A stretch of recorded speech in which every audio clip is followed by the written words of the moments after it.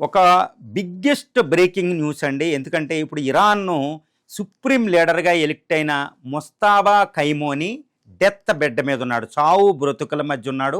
ఆయన చనిపోయే అవకాశాలు చాలా ఎక్కువున్నాయి. ఇప్పుడు ఆయన హుటాహుటిన హాస్పిటల్‌లో జాయిన్ చేశారు.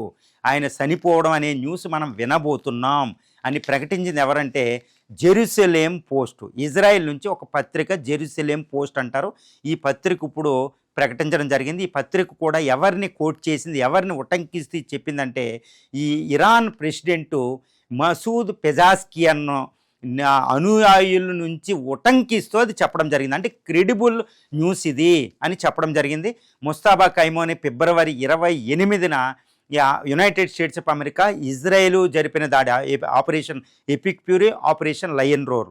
ఈ లయన్ రోర్లో ఆయన కథ ఏది మన టెహరాన్, ఇరాన్ రాజధాని టెహరాన్లో ఈ యొక్క ముస్తాబా ఖైమోని ఫాదర్ ఆయతుల్లా అలీ ఖైమోని చనిపోయినప్పుడు ఆ బాంబు దాడిలోనే ఈ ముస్తాబా ఖైమోని కూడా గాయపడ్డారు. అప్పటి నుండి అంటే ఫిబ్రవరి 28 నుంచి ఇప్పటి వరకే ముస్తాబా ఖైమోని ఎక్కడా కనిపించడం కానీ, ఆయన ఆడియో కానీ వీడియో కానీ రిలీజ్ అవ్వలేదు. ఆయన బ్రతికే ఉండే అవకాశాలు లేమనుకున్నాం.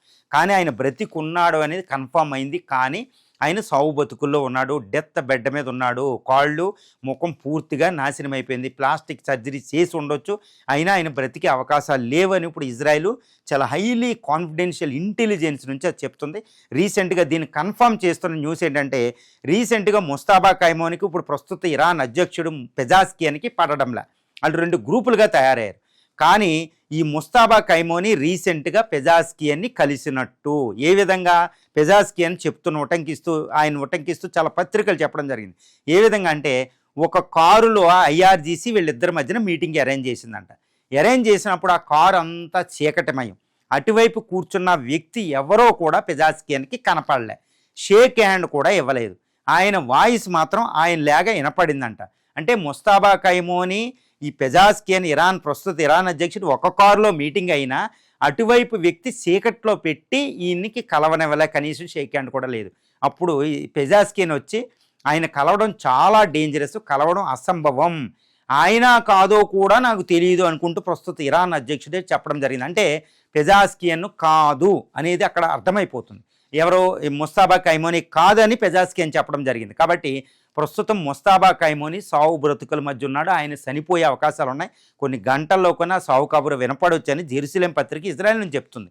కాబట్టి ఒకవేళ ముస్తాబా ఖైమోని చనిపోతే పరిస్థితి ఏంటి అంటే ఇరాన్లో అంతర్యుద్ధం, అధికారికంగా అంతర్యుద్ధం. ఎందుకంటే ఆయతుల్లా అలీ ఖైమోని కొడుకు, ఆయన అంతకుముందు ఖైమోని, తర్వాత ఆయతుల్లా ఖైమోని, ఇంకొక ఖైమోని. ఈ బ్లడ్ లైన్, ఈ వారసత్వం ఉంటేనే ఇరాన్లో ఇస్లామిక్ రిపబ్లిక్ ఉన్నట్టు. లేదా ఇస్లామిక్ రిపబ్లిక్లో మరో రెవల్యూషన్ వచ్చే అవకాశం ఉంది.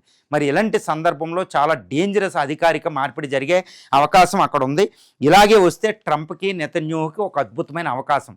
ఇరాన్లో ఏదో విధంగా అధికార మార్పిడి. కానీ ఇక్కడ తెలిసింది ఏంటంటే అధికారిక మార్పిడి జరిగినా మళ్ళీ ముస్తాబా ఖైమోని ముందు ఎవరైనా సుప్రీం లీడర్ అయినా వాళ్ళు తప్పనిసరిగా ఐఆర్జీసీ కంట్రోల్లో ఉంటారు. ఐఆర్జీసీ పెట్టిన వాళ్ళే అవుతారు. కాబట్టి ఎక్స్పీడియన్సీ కౌన్సిల్ ఇప్పుడు బెంజమిన్ నెతన్యాహు తర్వాత ట్రంప్ ఆశించినట్టు ఇస్లామిక్ రిపబ్లిక్ పడిపోయి కొత్త ప్రభుత్వం రిజైమ్ చేంజ్ వచ్చే అవకాశాలు లేవు. కాబట్టి ముస్తాబా ఖైమోని చనిపోయినా ఇంకొక అధ్యక్షుడు, సుప్రీం లీడర్ అధ్యక్షుడు వచ్చినా వాళ్ళు ఐఆర్జీసీ కంట్రోల్లో ఉంటారు. కాబట్టి ఇస్లామిక్ రిపబ్లిక్ నాశనం అవ్వదు. ఇస్లామిక్ రిపబ్లిక్లో ఒక పెద్ద విపత్తు మాత్రమే అది. కానీ దాన్ని తట్టుకునే సామర్థ్యం ఇరాన్కు ఉంది. ప్రస్తుతం అయితే ఈ యొక్క ఇరాన్ మీద అమెరికా, గల్ఫ్ దేశాలు, ఇజ్రాయెల్ వస్తున్నాయి. కాబట్టి ఇక్కడ యూనిటీ అవకాశాలు ఉన్నాయి. ముస్తాబా ఖైమోని చనిపోవడం అనేది ఒక పెద్ద విపత్తు ఇరాన్కి. కానీ ఇరాన్ మాత్రం ఓడించడానికి అక్కడ ప్రభుత్వం మార్పిడికి మాత్రం బెంజమిన్ నెతన్యాహు, ట్రంప్కి మాత్రం అవకాశం వచ్చే అవకాశాలు మాత్రం చాలా తక్కువ ఉన్నాయి.